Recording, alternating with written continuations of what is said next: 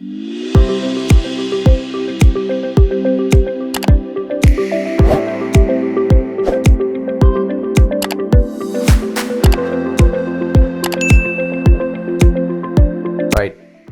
පුතාලා හැමෝටම අද අපි සාකච්ඡා කරන්න බලාපොරොත්තු වෙන්නේ මේ බෝඩ් එකේ දීලා තියෙනවා බලන්න හැමෝටම පේනවා ඇති මේ ABC ත්‍රිකෝණයක් ගැන.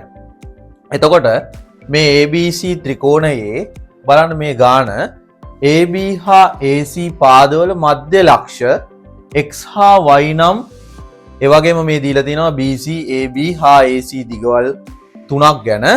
ඊට පස්සේ අහනවා මේකේ BXYC ත්‍රැපීසියම පරිමිතිය සොයන්න කියලා. එතකොට මුලින්ම අපි බලන්න ඕනේ මේ ගාන විසඳනකොට මුලින්ම අපි බලන්න ඕන දෙයක් තියෙනවා. මොකද්ද පුතේ? අපිට මේකේ ජ්‍යාමිතික ප්‍රමේයයක් තියෙනවා. ඒ ජ්‍යාමිතික ප්‍රමේය ඔළුවට ආවේ නැත්නම් අපිට මේ ගාන හදන්න බැරුව යනවා. සම හැමදාමත් කියනවා වගේ ජ්‍යාමිතිය කියන්නේ කිව්ව ගමන් නීරස වෙනවා. නමුත් එහෙම කොටසක් නෙමෙයි. එනිසා හොඳට මතක තියාගන්න ජ්‍යාමිතිය ප්‍රමේය දන්නවනම් ජ්‍යාමිතිය තුල නිවැරදි සුළු කිරීම දන්නවනම් අපිට විභාගයට එන ගාන නිවැරදිව හදන්න පුළුවන්. එනිසා හැමෝමත් එක්ක අද මම සාකච්ඡා කරන්න බලාපොරොත්තු වෙන්නේ මෙන්න මේ මධ්‍ය ලක්ෂ කියනකොටම තමන්ගේ ඔළුවට එන්න ඕන දෙයක් තියෙනවා මධ්‍ය ලක්ෂ ප්‍රමේය කියන එක. එතකොට මම මධ්‍ය ලක්ෂ ප්‍රමේය කියන්නේ මොකද්ද? ත්‍රිකෝණයක මධ්‍ය ලක්ෂ කියන්නේ මොකද්ද? මධ්‍ය ලක්ෂ ප්‍රමේය අපි සුරු කරමු. මධ්‍ය ලක්ෂ ප්‍රමේය මතක් කරගනිමු. එහෙනම් බලා ගන්න හැමෝම නැවතම ගාන කියවනවා. ABC ත්‍රිකෝණයේ AB හා AC පාදවල මධ්‍ය ලක්ෂ x හා y නම්. ඒ වගේම කියනවා BC සෙන්ටිමීටර 20යි, AB සෙන්ටිමීටර 24ක් හා AC සෙන්ටිමීටර 22ක් වේ.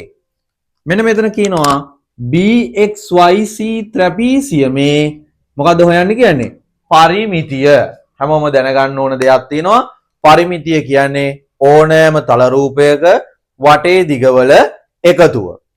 එහෙනම් මෙතන දැනගන්න ඕන කාරණා කිහිපයක් තියෙනවා. පළවෙනි එක මධ්‍ය ලක්ෂ ප්‍රමේය. ඒ වගේම ත්‍රැපීසියමේ පරිමිතිය. පරිමිතිය කියන්නේ වටේ දිගවල එකතුව. එහෙනම් අපි මේ කොටස් මතක් කරගෙන දැන් ගාන විසඳන්න ලෑස්ති වෙමු. එහෙනම් ABC ත්‍රිකෝණයක්. එහෙනම් පුතේ අපි මේ රූපේ ඇඳ ගන්න ඕනේ. එහෙනම් ABC ත්‍රිකෝණයක්. ඒ වගේම AB හා AC පාදවල මධ්‍ය ලක්ෂ x හා y කියලා තිබුණා. එහෙනම් මම දැන් ගාන මකනවා. හැමෝටම ගාන පේන්න ඇති. දැන් මම ඔයගොල්ලොත් එක්ක සාකච්ඡා කරනවා මේ ගාන විසඳන විදිහ. හොඳට බලා ගන්න. ඔන්න අපි අඳිනවා A B C ත්‍රිකෝණය ඇඳගත්තා. එතන මේකේ කියලා තිබ්බා AB හා AC පාදවල මධ්‍ය ලක්ෂ x හා y. අන්න මම මධ්‍ය ලක්ෂ දෙක ඇඳ ගන්නවා x y. මධ්‍ය ලක්ෂ රේඛාව යා කරනවා. ඔන්න මධ්‍ය ලක්ෂ රේඛාව. එහෙනම් මේ මධ්‍ය ලක්ෂ රේඛාව යා කිරීමෙන් හැදෙනවා අපිට පැහැදිලි BXYC කියලා ත්‍රැපීසියමක්. එතකොට බලන්න මේ මධ්‍ය ලක්ෂ ප්‍රමේය මතක් කරගෙන ඉමු. right. මම බෝඩ් එකේ දාපු රූපේ හැමෝටම ඇඳ ගන්න පුළුවන් නම් හොඳයි. මාත් එක්ක විසඳ ගමු. නැවත මම ගාන කියවනවා. ABC ත්‍රිකෝණයේ AB හා AC පාදවල මධ්‍ය ලක්ෂ x හා y නම් BC සෙන්ටිමීටර 20යි, AB 24ක් හා AC සෙන්ටිමීටර 22යි. එහෙනම් AB BC 20යි. එහෙනම් BC 20යි නම් මෙන්න අපි 20යි සෙන්ටිමීටර මෙතනට ලියාගමු. ඊළඟට පුතේ AB සෙන්ටිමීටර 24යි.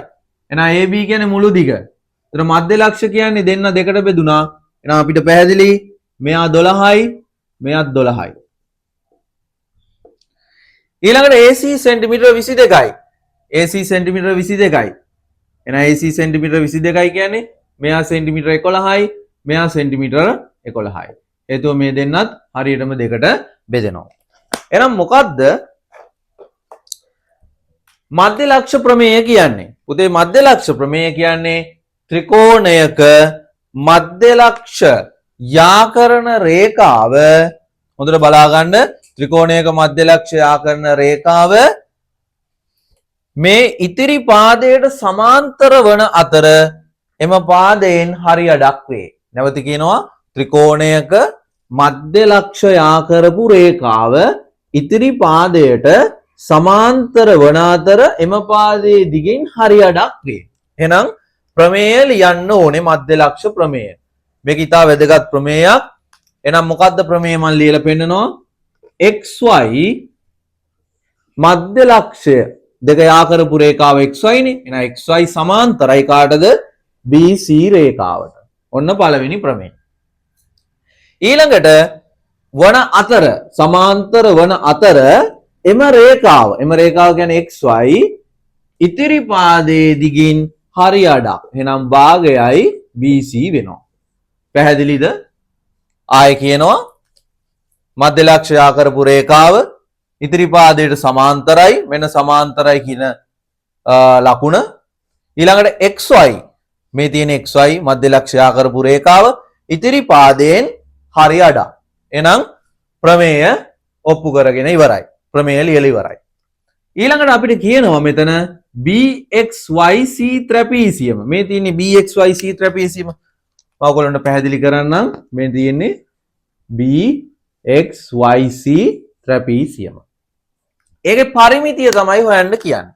එහෙනම් අපි ලියනවා BXYC ත්‍රැපීසියමේ පරිමිතිය. පරිමිතිය කියන්නේ අපි දන්නවා වටේ දිගවල එකතුව. එහෙනම් අපි කොහොමද මේක හදන්නේ? අපි ලියනවා bx ධන කවුද? xy.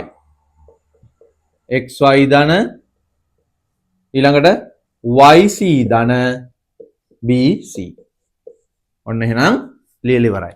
bx ධන xy ධන yc ධන bc. bx කියන්නේ භාගයයි AB නේද? භාගයයි AB. හේතුව bx කියන්නේ x කියන්නේ මධ්‍ය ලක්ෂයනේ.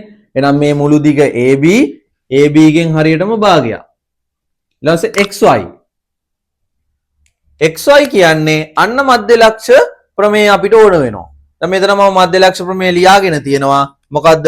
xy සමානයි භාගයයි BC. එහෙනම් ඒක අපිට ආදේශ කරන්න පුළුවන්. භාගයයි BC. ඉතිරි පාදයේ දිගෙන් හරි අඩක්.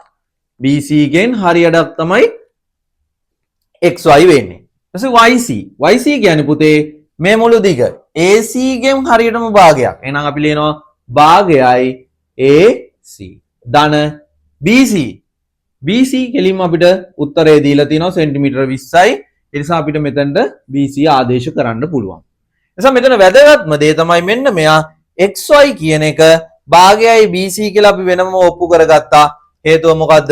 මධ්‍ය ලක්ෂ ප්‍රමේය. මලප්‍ර කියලා අපි කියනවා. මධ්‍ය ලක්ෂ ප්‍රමේය. එහෙනම් මධ්‍ය ලක්ෂ ප්‍රමේය දන්නේ නැති කවුරු හරි ඉන්නවනම් හොඳට තේරුණා කියලා මම හිතනවා. මොකද්ද මම නැවත කියනවා? ත්‍රිකෝණයක මධ්‍ය ලක්ෂයා කරන රේඛාව ඉදිරි පාදයට සමාන්තර හා දිගින් හරි අඩක් වෙනවා. එහෙනම් අපි දැන් ඔන්න පරිමිතියට ආදේශ කරලා ඉවරයි. දැන් බලන්න භාගයයි AB. AB කියන්නේ සම්පූර්ණ දිග 24යි. ධන BC කියන්නේ 20යි. ධන භාගයයි AC කියන්නේ 11යි 22යි. එහෙනම් මුළු දිග 22යි. ධන BC කියන්නේ 20යි. එහෙනම් අපි ඔන්න ඔක සුළු කරා නම් මේ හැම එකකටම සෙන්ටිමීටර ආදේශ කරන්න. සෙන්ටිමීටර වලින් දිග දීලා තියෙන නිසා. එහෙනම් අපිට පැහැදිලි 24 දෙකෙන් බෙදපුවාම කීයද? 12යි සෙන්ටිමීටර. ධන 20 දෙකෙන් බෙදපුවාම 10යි සෙන්ටිමීටර. 22 දෙකෙන් බෙදපුවාම 11යි සෙන්ටිමීටර සහ 20යි සෙන්ටිමීටර. එහෙනම් ඔන්න අපේ පරිමිතිය ගැටලුවේ අපි AB BX දිග හෙව්වා. ඒ වගේම XY දිග හෙව්වා, YC දිග හෙව්වා, BC දිග හෙව්වා. දැන් මේ ටිකේ එකතුව බලන්න. සමානයි. 12යි 10යි 22යි 11යි. 22යි 11යි කීයද? 22 10යි 32යි 1.33යි 33යි 20යි සෙන්ටිමීටර හරියටම එනවා 53ක් කියලා. අන්න එහෙනම් අපිට පැහැදිලි BXYC මෙන්න මේ සම්පූර්ණ ත්‍රපීසිය මේ පරිමිතිය වටේ දිගවල එකතුව සෙන්ටිමීටර 53ක් බවට පත් වුණා. එහෙනම් මෙතන පරිමිතියට වඩා වැදගත්ම කොටස තමයි මොකද්ද පුතේ? මෙන්න මේ මධ්‍ය ලක්ෂ ප්‍රමේය හොයන විදිය. එහෙනම් මධ්‍ය ලක්ෂ ප්‍රමේය හැමෝටම තේරුණා කියලා හිතනවා. ඉතින් මේක ඉතා වැදගත් කොටසක්. සරල ගාණක් වුණාට මේ වගේ ගණන් විභාගයට ආවම ළමයින් අතහැරලා දානවා. ඇයි ඒ? ජ්‍යාමිතිය ගාණක් කියලා හිතනවා. ප්‍රමේය මතක නැති වුණ ගමන් මේක අතහැරලා දානවා. නමුත් මේකේ සම්පූර්ණ ලකුණු ගන්න විදිය මම දැන් පැහැදිලි කරා හැමෝටම. එහෙනම් පුතාලා හැමෝටම තේරුණා කියලා හිතනවා. මේ ගාන නැවත හදන්න ගෙදරදී ගණිතය නිතර කරනකොට තමයි පුළුවන් වෙන්නේ. නිතර අභ්‍යාස කරන්න ඕනේ. එතකොට ගණන් අමාරු වෙන්නේ නැහැ. නිසා අපේ පන්තිය ගැන හැමෝටම මතක් කරනවා. මේ දාලා තියෙන WhatsApp නම්බරයට ඔයාලට පුළුවන් මැසේජ් එකක් දාන්න. පන්තියයි නමයි සඳහන් කරලා. ඒ වගේම අපි මේ වගේ තවත් ගැටලු රාශියක් අපේ පන්තියේ සාකච්ඡා කරනවා. සම්බන්ධ වෙන්න කැමති සිසුන් ඉන්නවා නම් සම්බන්ධ වෙන්න පුළුවන්. ඒ වගේම හැමෝටම කියන්න ඕනේ මගේ YouTube නාලිකාව බලන්න. ඒ වගේම හොඳයි නම් subscribe කරන්න. තවත් වීඩියෝ ඉස්සරහට දානවා. එහෙනම් සියලු දෙනාට ආයුබෝවන් පුතේ.